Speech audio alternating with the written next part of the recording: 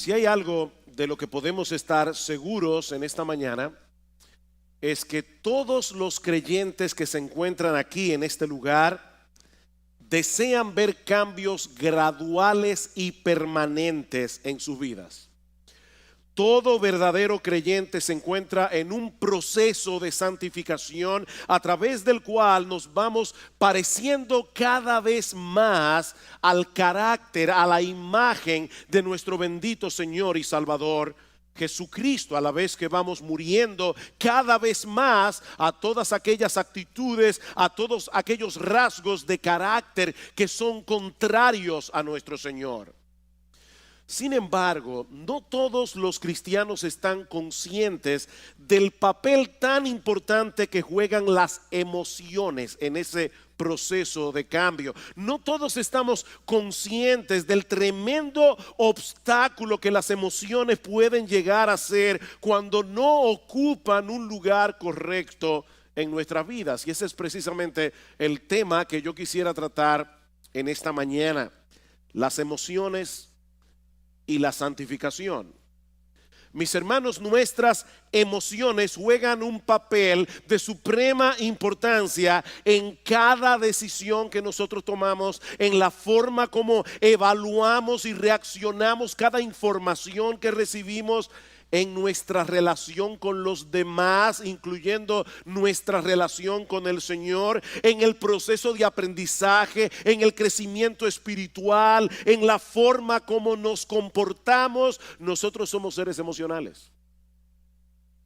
Dice un autor: todo lo que hacemos, todo lo que decimos, todo lo que pensamos es en algún sentido emocional. De hecho, constantemente nosotros nos encontramos revelando lo que hay en nuestros corazones en forma o en función de nuestras emociones. ¿Cuántas veces nosotros decimos me siento de esta o de aquella manera? Todo el tiempo. Ya yo no me siento igual con respecto a esta persona. No me siento igual que antes. Somos seres emocionales. Eso es parte, mis hermanos, de lo que somos, como fuimos creados a imagen y semejanza de Dios. Ahora, ¿cómo funcionan nuestras emociones?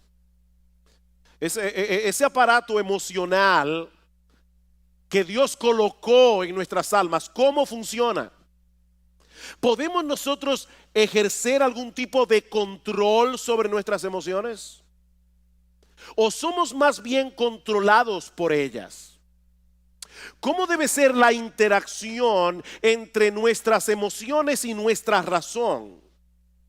Si han visto ustedes seguramente muchas veces en esta situación de saber con la cabeza que tienen que hacer algo, pero en el corazón no tener el menor deseo de hacerlo.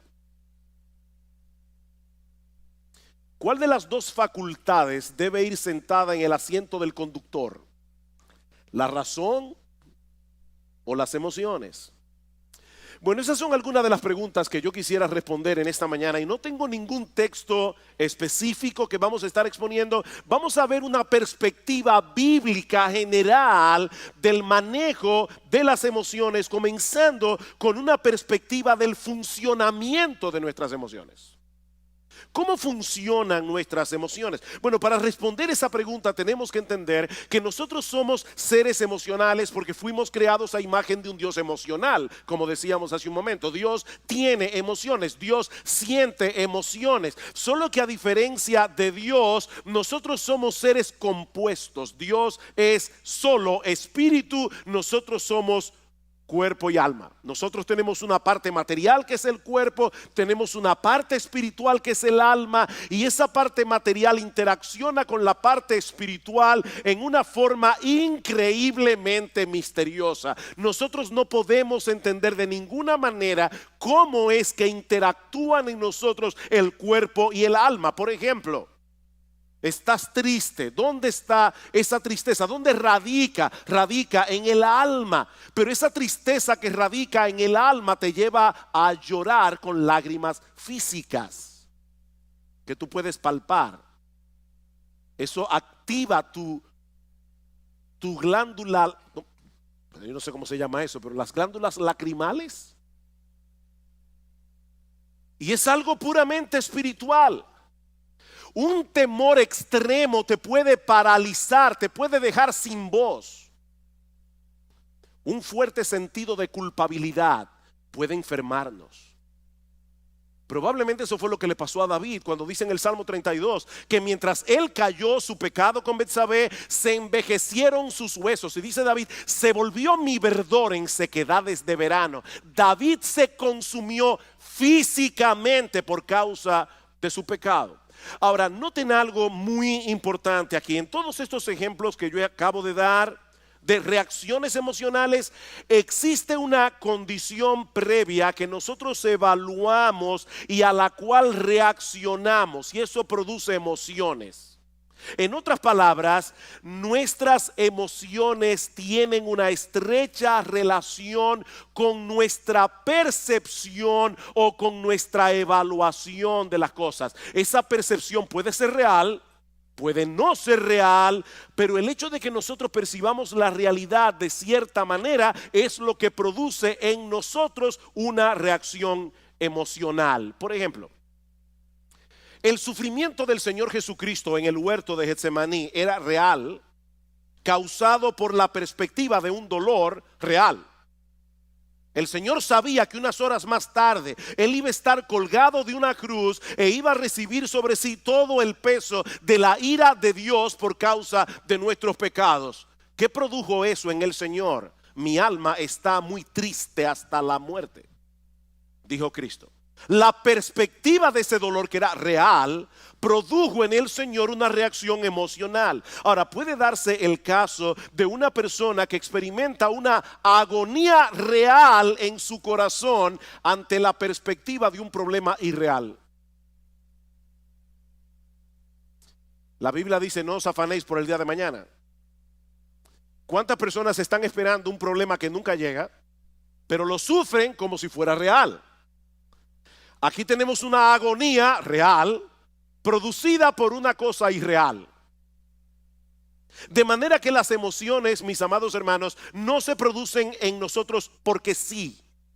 Nuestras emociones no son meras reacciones químicas, como dicen algunos, sobre las cuales no tenemos ningún control. Nuestras emociones se producen como resultado de nuestra percepción o evaluación de las cosas. Por eso alguien ha dicho muy atinadamente que nuestras emociones revelan nuestras creencias y revelan nuestros valores.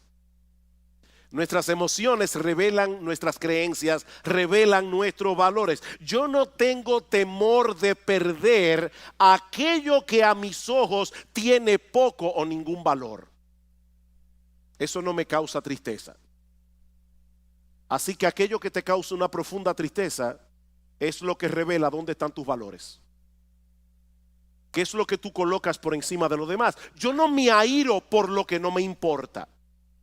Las emociones siempre tienen un objeto en la mira que a nuestros ojos posee algún valor. Brian Borgman dice, por ejemplo, pensar en la ira no produce ira. Vamos a suponer que usted está en la universidad, están dando una clase sobre la ira.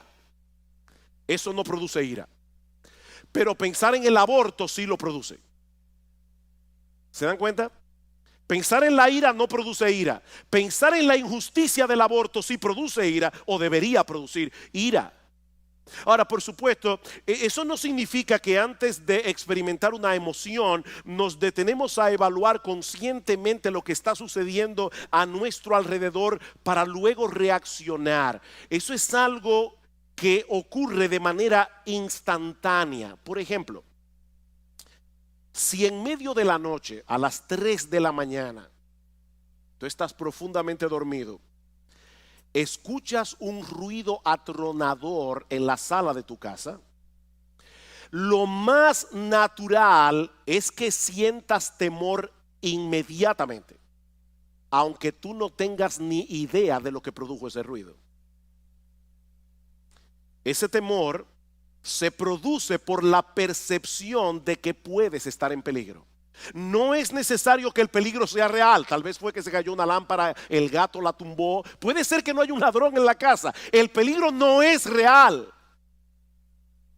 pero basta con que tengamos la percepción de que podemos sufrir algún tipo de daño y eso va a disparar en nosotros la emoción del temor. Y lo mismo ocurre a la inversa. Un individuo puede estar tan seguro de que van a darle un aumento de sueldo que él ya lo está disfrutando sin tenerlo en la mano, aunque al otro día lo boten de la empresa. Y eso lamentablemente pasa muchas veces. O puede suceder que un individuo esté tan seguro de que la muchacha que le gusta le va a decir que sí, que él ya está experimentando la emoción de la boda. Pero resulta que ella le dice que no. Es así como funcionan nuestras emociones. El objeto de nuestra esperanza puede ser una mera ilusión, pero causa una emoción real. Ustedes recuerdan, luego de la victoria de Saúl contra el pueblo de Amalek, que Samuel mandó a llamar al rey Agag, a quien Saúl le había perdonado la vida, a pesar de que Dios le había dicho explícitamente que lo matara. Dice la Biblia en 1 de Samuel capítulo 15 versículo 32, que Agag vino delante de Samuel alegremente, pensando dentro de sí que el peligro había pasado. Unos minutos más tarde fue descuartizado. Su alegría fue real, pero su perspectiva de la realidad no lo era. Y eso nos lleva de la mano a nuestro segundo encabezado. Ya vimos, yo espero que se haya podido entender cómo funcionan las emociones, cómo se disparan las emociones. Bueno, veamos ahora en segundo lugar nuestra responsabilidad en el control de las emociones. Nuestra responsabilidad en el control de las emociones. Mis hermanos, si nosotros partimos de la presuposición de que nuestras emociones son impulsos primitivos o meras reacciones químicas sobre las cuales no tenemos ningún control, entonces nosotros no somos responsables por las emociones que experimentamos. Sin embargo, es interesante notar que en la Biblia Dios nos da órdenes muy precisas con respecto a las emociones que nosotros deberíamos sentir con respecto a ciertas cosas. Dios nos da órdenes emocionales. Por ejemplo, en Deuteronomio capítulo 6, versículo 5. Dice que nosotros debemos amar a Dios. ¿Cómo? Con todo nuestro corazón, con toda nuestra alma, con todas nuestras fuerzas. Ese es un deber que Dios impone sobre el hombre. Y eso no solo incluye nuestra voluntad, eso incluye nuestras emociones. Mis hermanos, lo que Él espera de nosotros no es una obediencia fría, formalista, mecánica a sus mandamientos. Lo que Dios espera de nosotros no es una ortodoxia fría. Lo que Dios espera de nosotros es que le amemos, que le adoremos, que le alabemos, que le sirvamos con todo nuestro ser. Y eso incluye nuestro intelecto, incluye nuestra voluntad e incluye nuestras emociones. ¿Qué dice el Salmo 100?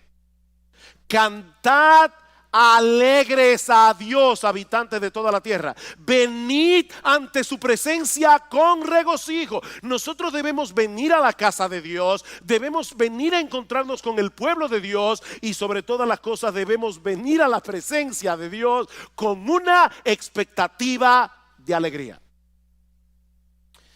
Ahora ya yo me imagino a algunos aquí pensando: pastor, pero es que yo no puedo darle una orden a mis emociones para sentir ciertas cosas o para dejar de sentir otras cosas. ¿Cómo yo hago eso? Y eso es verdad, en parte. Yo no puedo decirme a mí mismo, si estoy, ¿verdad?, frío, apático, y voy a la iglesia, vengo para la iglesia, yo no puedo decirme a mí mismo: voy a tener gozo, voy a tener gozo, voy a tener gozo. De paso, eso suele matar el gozo. Cuando tú te levantas por la mañana y dices yo tengo que tener gozo, eso no te va a producir gozo. Ahora, noten algo interesante en ese texto de Deuteronomio 6 que yo acabo de citar. Dice el Señor, amarás, ¿verdad? Amarás al Señor tu Dios con todo tu corazón, con toda tu alma, con toda tu mente.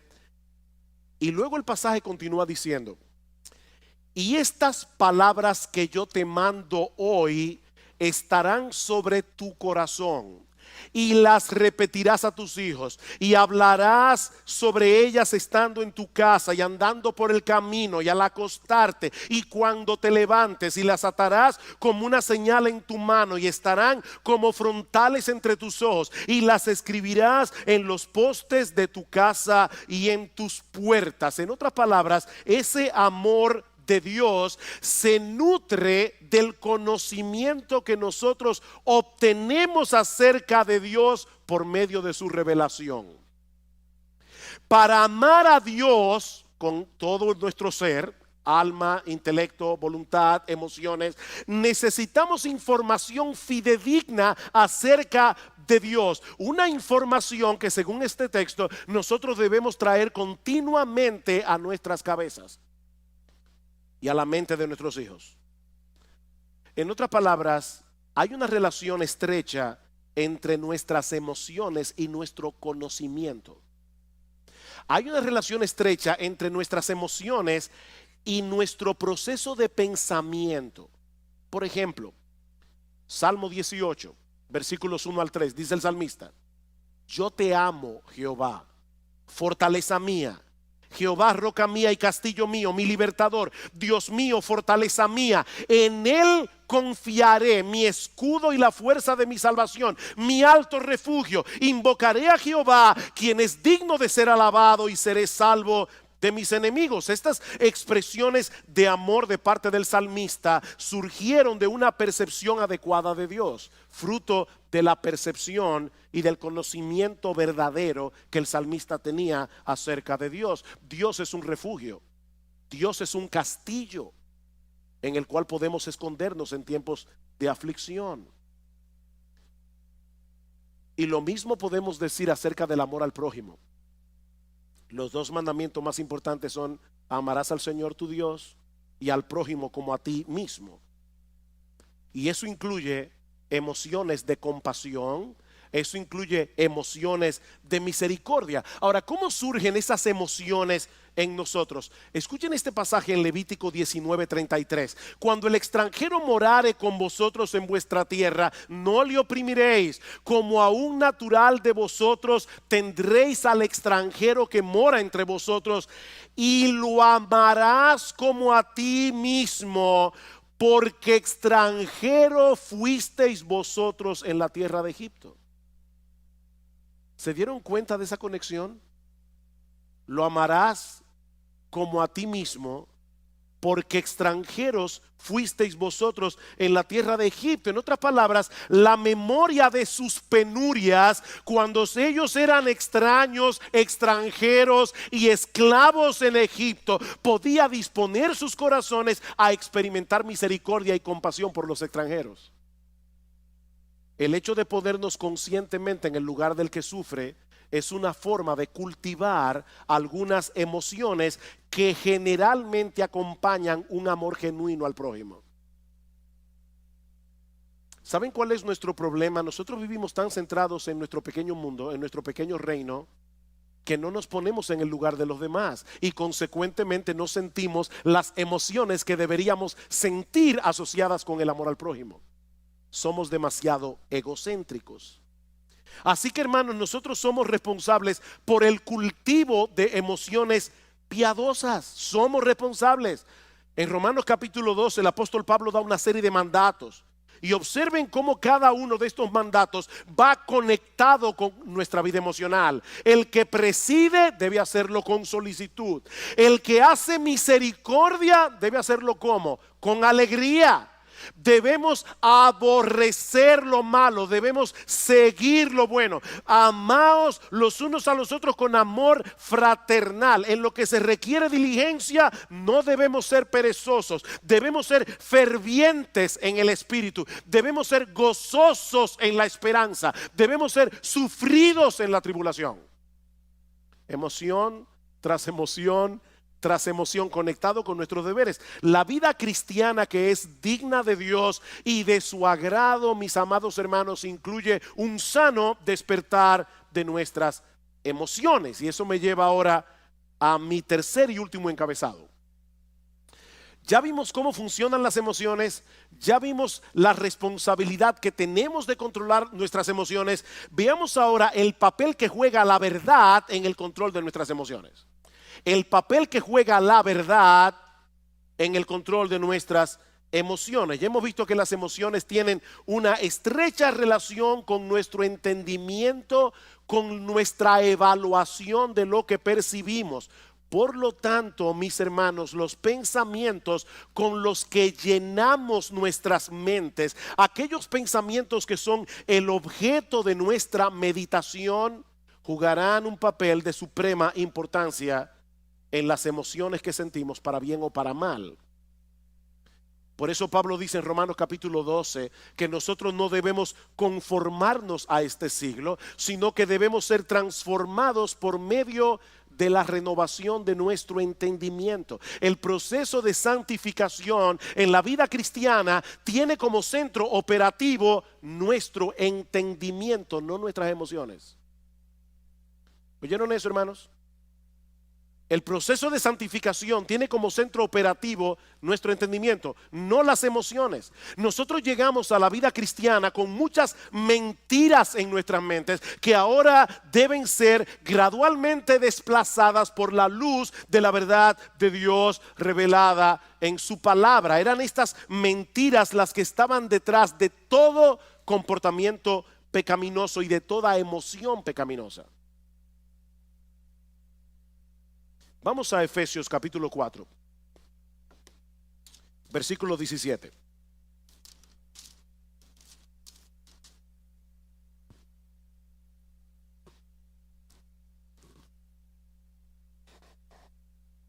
Dice Pablo, versículo 17: esto pues digo y requiero en el Señor, que ya no andéis como los otros gentiles que andan en la vanidad de su mente, teniendo el entendimiento entenebrecido, ajenos de la vida de Dios por la ignorancia que en ellos hay, por la dureza de su corazón. ¿Por qué los incrédulos viven como viven? Pablo dice, porque tienen una mente vana en lo que respecta a las cosas espirituales. Pueden ser personas sumamente inteligentes en todo lo demás, pero en lo que respecta a la vida de Dios son ignorantes. Ignoran la eternidad, ignoran la gloria de Dios, ignoran la majestad de Dios, ignoran la belleza de Dios. Y por esa razón van detrás de cosas vanas. Tim Chester dice: nosotros pecamos porque creemos la mentira de que estamos mejor sin Dios, de que sus reglas son opresivas, de que seremos libres sin Él, de que el pecado ofrece más que Dios. Es una forma equivocada de pensar que produce emociones equivocadas y un patrón de vida equivocado. Más adelante dice Chester: no mucha gente se ve a sí misma como alguien que cree mentiras. Pero cada vez que nosotros dejamos de confiar en la palabra de Dios, estamos creyendo en otra cosa, ¿no es así? Y esa otra cosa siempre es una mentira. La palabra de Dios es verdad. Todo lo que tú crees que es contrario a la palabra de Dios es una mentira. Y esa mentira va a producir en ti pecado. Y mis hermanos, esto es algo crucial. Recuerden que nuestras emociones dependen de nuestra percepción de la realidad. ¿Por qué nos deprimimos y nos amargamos ante las circunstancias adversas de la vida? ¿Por qué? Oh, pastor, pero eso es obvio. Si yo tengo un problema económico, me voy a deprimir porque tengo un problema económico. Si tengo un problema de salud, me voy a deprimir porque tengo un problema de salud. No, no. La razón por la que nos deprimimos y nos amargamos ante las circunstancias adversas de la vida es porque en el fondo de nuestros corazones nosotros no creemos que Dios esté en control. Es porque en el fondo de nuestros corazones nosotros no creemos que Dios nos ama. Nosotros no creemos que Dios está obrando a nuestro favor. ¿Se dan cuenta? Y no importa lo que tú digas con tu boca acerca de lo que tú dices creer. No, tu vida emocional revela qué es lo que tú realmente crees. Alguien decía que hay una brecha, un abismo entre lo que nosotros creemos en teoría y lo que creemos en la práctica. Hay una brecha allí. Déjenme ponerles un ejemplo. Y quiero ser lo más práctico que yo pueda, por eso estoy poniendo muchos ejemplos en esta mañana, porque este no es un tema fácil de entender. No es algo tan fácil de agarrar conceptualmente. Basado en la enseñanza de Pablo en la carta a los Colosenses, una de las cosas que Pablo nos dice en esa carta es que nuestra identidad está en Cristo y que nosotros estamos completos en Él. Colosenses capítulo 2, versículo 9 al 10. Eso quiere decir, mis amados hermanos, en términos bien prácticos, que nosotros no tenemos que tratar de probarle nada a nadie. Nosotros no tenemos que tratar de impresionar a nadie con nuestro desempeño, porque nuestra valía no depende de nosotros, depende únicamente de Cristo. Únicamente. De hecho, como decíamos cuando predicamos la serie de Colosenses, nosotros ni siquiera tenemos que tratar de impresionar a Dios, porque ya Jesús lo impresionó por nosotros. Ahora bien, un creyente puede estar aquí hoy en la mañana escuchando esto que yo acabo de decir como una declaración. Nuestra valía, nuestra identidad, todo está en Cristo. Nosotros estamos completos en Cristo. Un creyente puede estar aquí hoy, ahora mismo, en esta mañana, y estar asintiendo a esta enseñanza bíblica con todas sus fuerzas. Si nuestra identidad está en Cristo, o como dice Pablo en el capítulo 3 de Colosenses, nuestra vida está escondida en Él. Pero resulta que mañana, cuando este individuo que está aquí sentado hoy llega a su trabajo, le dan la información de que él ha sido despedido. Era un trabajo muy bien remunerado en una empresa muy reconocida. Ahora, esta persona tiene buenos ahorros, ha recibido una abundante remuneración por sus prestaciones laborales. Sin embargo, ahora se siente profundamente abatido, profundamente deprimido, porque en su mente él ha perdido su razón de ser en la vida. Antes él era alguien, porque él trabajaba en esta empresa tan reconocida. Pero ahora él se siente como un don nadie, más digno de compasión que de respeto. ¿Saben por qué? Porque en la mente de ese individuo, no importa la teología que él decía con la boca, en la mente de este individuo su identidad no depende de Cristo, depende de sus logros personales. Y eso le puede pasar a un padre. O sea, su identidad depende de que la gente lo reconozca como un buen padre. Una madre, su identidad depende de que la gente la reconozca como una buena madre.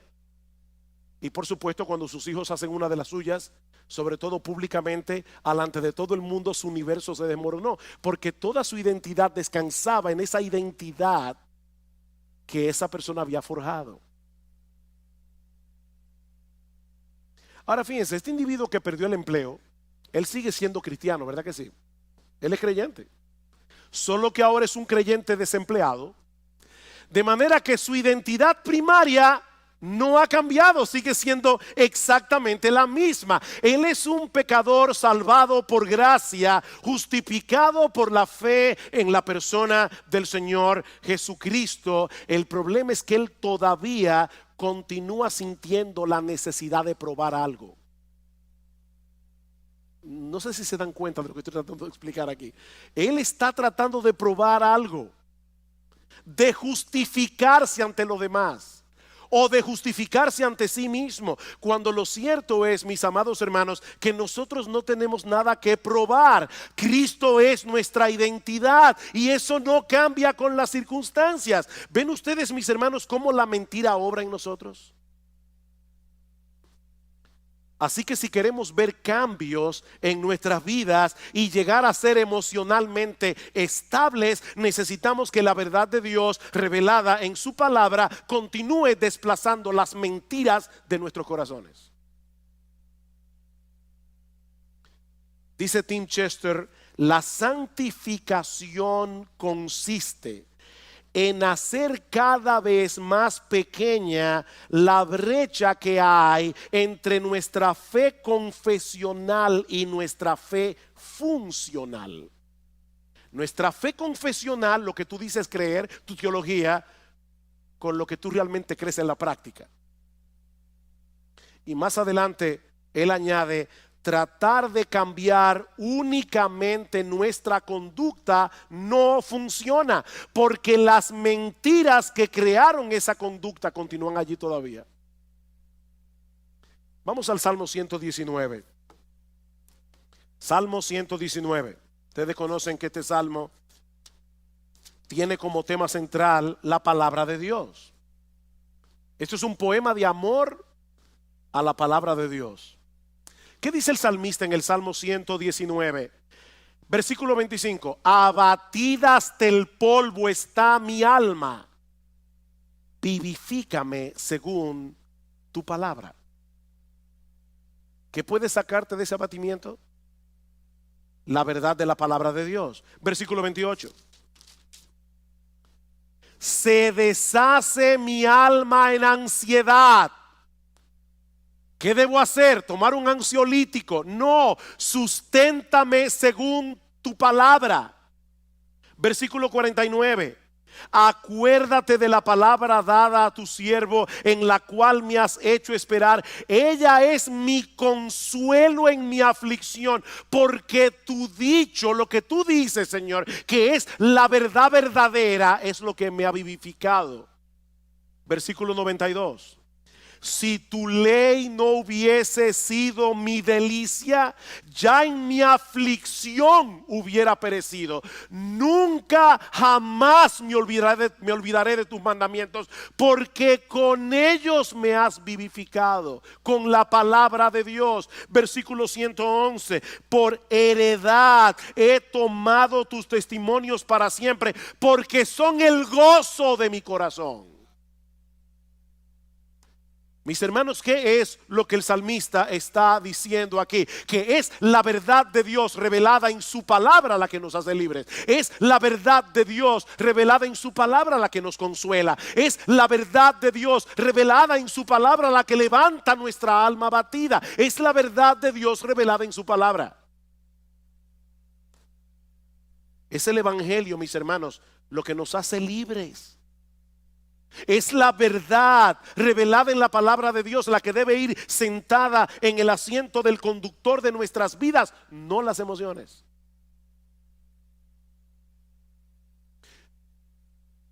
Imagínate que tú pecas contra Dios en cualquier cosa y tú sabes que pecaste. El Espíritu Santo te redarguye de pecado. Tú le pides perdón a Dios. Déjame hacerte una pregunta que quiero que respondas allí donde estás en tu corazón. ¿Cuántas veces tú has pecado contra Dios, le has pedido perdón por tus pecados y sigues sintiéndote culpable? ¿Cuántas veces? ¿Cuántas veces tú pecas contra Dios, pides perdón y todavía hay una voz dentro de ti que te dice, qué fácil? Después que hiciste lo que te dio la gana, ahora tú quieres venir delante de Dios para que te perdone. Aquí las emociones nos están traicionando, porque la Biblia dice que si confesamos nuestros pecados, Él es fiel y justo para perdonar nuestros pecados y limpiarnos de toda maldad. ¿A quién tú le vas a creer? ¿A tu aparato emocional que te hace sentir no perdonado, o a la promesa de Dios de que si confesamos nuestros pecados, Él es fiel y justo para perdonar nuestros pecados y limpiarnos de toda maldad? La palabra de Dios está por encima de nuestras emociones. Es que Dios ha dicho claramente que Él nos perdona cuando nosotros confesamos nuestros pecados. No debemos sentar las emociones en el asiento del conductor. Mis hermanos, si no nos mantenemos predicándonos a nosotros mismos estas verdades, no vamos a poder mantener un saludable control de nuestra vida emocional. Salmo 103, versículo 2. Estaba leyendo este salmo ayer. Bendice, alma mía, a Jehová, y bendiga todo mi ser su santo nombre. Bendice, alma mía, a Jehová, y no olvides ninguno de sus beneficios. Él es quien perdona todas tus iniquidades. Él es el que sana todas tus dolencias. Él es el que perdona todas tus iniquidades. Pero lamentablemente muchos creyentes olvidan este aspecto fundamental de la vida cristiana. Como dice Sinclair Ferguson, nuestro problema es que pensamos con nuestros sentimientos, no con la cabeza. Nosotros pensamos con el corazón, pensamos con los sentimientos. Tengo que poner otro ejemplo. ¿Qué debe hacer un creyente que no siente gozo en Dios? ¿Alguna vez has venido a la iglesia y estás cantando y tú tienes el corazón como un témpano de hielo? Eso nunca te ha pasado. Te felicito. A mí me ha pasado. ¿Y saben qué es hablando en buen dominicano, lo que da más cuerda cuando uno está así? Tener un hermano al lado que está encendido en fuego. Uno está aquí tratando de alabar a Dios, pero uno sabe que está con el corazón como un témpano de hielo. Y el hermano que está aquí al lado, él está en el cielo. ¿Qué debe hacer un creyente en esa situación? Él debe, una de las cosas que él no debe hacer, es fingir una emoción que él no tiene. No hagas eso es mentira. Pero una de las cosas que tú debes hacer es recordarte a ti mismo que Dios sigue siendo nuestro gozo y aceptarlo por fe. Aunque en ese momento no estés sintiendo nada, Dios sigue siendo nuestro gozo y yo debo aceptarlo por fe. Tu gozo no va a retornar pensando en el gozo o deseando el gozo, sino enfocándote en las verdades acerca de Dios reveladas en su palabra. Es mirando a Dios, no al gozo. No persigas al gozo, persigue a Dios. ¿Cómo yo persigo a Dios? Enfocando mi mente en lo que Él me ha dicho que Él es en su palabra.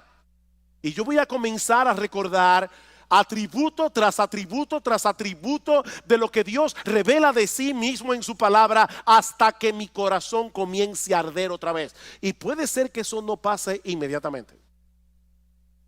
Eso puede tomar horas, eso puede tomar días, pero nosotros vamos a estar luchando con el ángel hasta que Él nos bendiga. ¿Te sientes temeroso porque tú no tienes el control de muchas cosas que pueden ser una amenaza eventual en tu vida? Recuerda que nuestro Dios es grande y todopoderoso. Todas las cosas que existen fueron creadas por Él y Él está en control de todas y cada una de ellas. Dice en Mateo capítulo 10 versículo 29 al 31 que no se cae un pajarito del cielo sin que la voluntad de Dios así lo permita. ¿Saben lo que ocurre cuando no confiamos en el control soberano de Dios? Que entonces nosotros trataremos de asumir ese control en una forma pecaminosa, ya sea tratando de dominar por la fuerza a los demás o de manipularlos. La manipulación no es más que un intento de tomarle a Dios el control. Yo quiero controlar a las personas a mi alrededor. Otro ejemplo. ¿Te has dado cuenta que muchos de los pecados que nosotros cometemos tienen que ver con nuestro afán de obtener la aprobación de otros o por temor a que otros te rechacen? ¿Tú te has dado cuenta de ese movimiento de tu corazón? La Biblia le llama a eso temor a los hombres. Y en Proverbios capítulo 29 versículo 25 dice que el temor a los hombres es como un lazo que nos esclaviza. Ese es un problema muy común que se manifiesta de muchas maneras.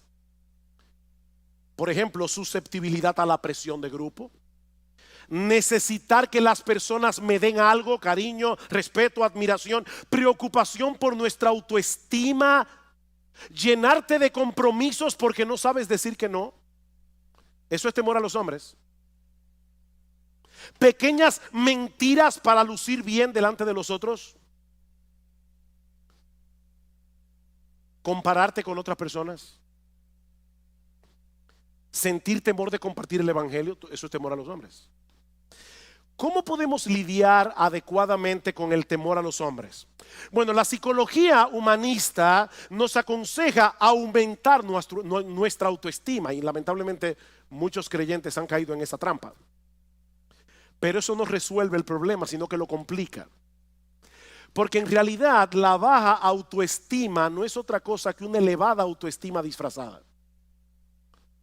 ¿Tú oíste eso? La baja autoestima es una elevada autoestima disfrazada. Déjeme explicar eso, porque sé que veo la cara de algunos mirándome así como con una cara de signo de interrogación. Una persona puede ser muy tímida, le da temor abrir la boca, y algunos dicen es que el pobre tiene una baja autoestima. No. La razón por la que él o ella es tímido es porque se estima tanto que él tiene miedo de abrir la boca y confirmar ante los demás que es un tonto. Es mejor callarse y dejar que las personas sospechen que tú eres un tonto, abrir la boca y confirmar que lo eres. Entonces la razón por la que mucha gente es tímida es porque no quiere descubrirse delante de los demás, porque se estima demasiado a sí misma. Si no se estimara tanto, no tuviera temor de los demás. En el fondo, nuestro problema con todas esas cosas que yo he mencionado es que estamos creyendo que no tenemos el estatus que creemos merecer. Alguien dice: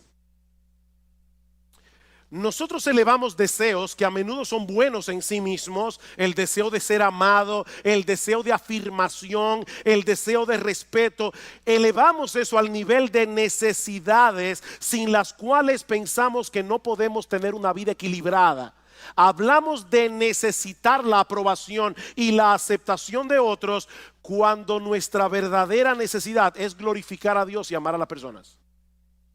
Esa es tu verdadera necesidad, glorificar a Dios, no que la gente viva para ti. ¿Cuál es el remedio para el temor a los hombres? El temor a Dios. El temor a Dios. Él es grande, Él es glorioso, Él es digno de admiración, Él es digno de temor reverente, Él es digno de adoración. Medita a menudo en su gloria, su grandeza, su justicia, su santidad, su amor, su poder, su esplendor, su belleza, su gracia, su misericordia, su compasión, y tú vas a ver cómo el temor a los hombres comienza a desvanecerse en tu corazón. Salmo 27. Salmo 27, versículo 1. Jehová es mi luz y mi salvación, ¿de quién temeré? Jehová es mi luz y mi salvación, ¿de quién temeré? Jehová es la fortaleza de mi vida, ¿de quién he de atemorizarme? Cuando se juntaron contra mí los malignos, mis angustiadores y mis enemigos para comer mis carnes, ellos cayeron y tropezaron. Aunque un ejército acampe contra mí, no temerá mi corazón. Aunque contra mí se levante guerra, yo estaré confiado. ¿Por qué? Porque Jehová es mi luz y mi salvación. Imagínate ese Dios al lado de la persona a la que tú le temes, y lo vas a ver como una pulga. ¿Te sientes atraído por las cosas de este mundo? Y se te está haciendo difícil decir que no a esas cosas porque te prometen emociones como deleites, placer, alegría. Una vez más, mis amados hermanos, la respuesta de la Biblia no es escoger entre un santo aburrimiento y un pecado entretenido. No.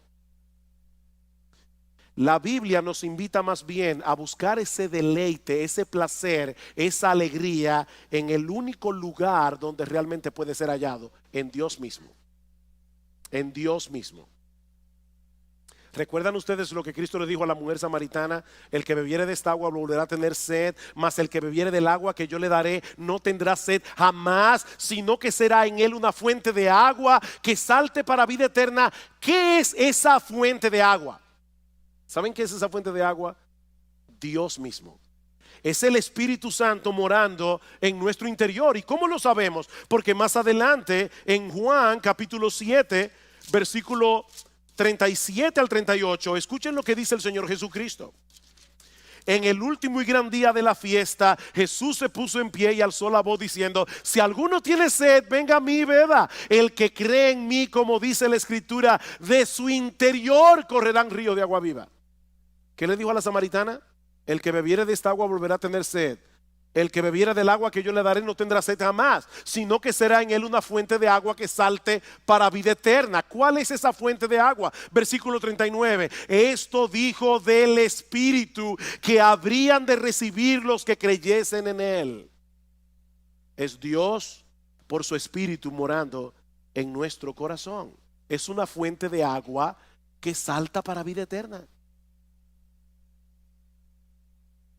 Los deleites de este mundo no perduran. Nosotros fuimos creados para disfrutar de un deleite más profundo y perdurable, el deleite de conocer a Dios y de tener comunión con Él.